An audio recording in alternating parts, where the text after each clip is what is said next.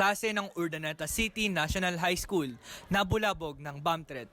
Agad namang rumaspendi ang mga pulis kasama ang SWAT team upang inspeksyonin ang naturang paaralan.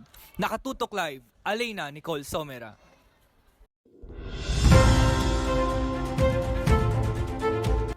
At yun nga, nabulabog ang mga estudyante dito kaninang tanghali dito sa Urdaneta City National High School dahil sa pagkakaroon ng fake bomb na kanilang tinatawag na matatagpuan dito sa kanilang CR sa ilalim ng lababo. Okay, so andito nga ang CR na pinaghanapan ng peking bomba dito sa ilalim ng lababo na nakita ng mga estudyante.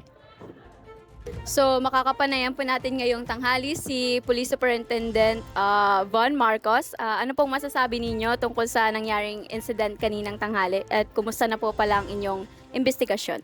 So agad kaming gumawa or nag-conduct ng cleaning operation. At ayun nga, may natagpuan kaming maliit na box sa CR ng babae. At ayun, natagpuan namin sa loob ng box ay mga bato lamang. So wala po dapat tayong ikabahala. Pero sa precautionary measures nga ng school, kailangan isuspende ang klase ngayong hapon para kung sakali, ayun, walang maaksidente. So ano po yung mga ginagawa ninyong safety precautions para masiguradong ligtas ang mga taong nakapaligid or yung mga tao dito sa lugar na ito? So kapag nakatagpo tayo ng mga ganyan na bomb threat, madalas na pinapa-evacuate kagad or pinapaalis yung mga estudyante na nasa vicinity ng area na yon.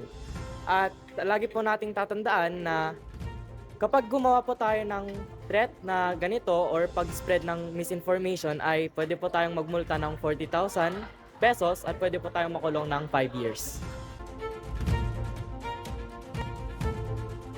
Nakakatakot po. Kasi Kasi po mapanganib po to sa aming mga estudyante. Lalo na po ngayon, marami pong ganun.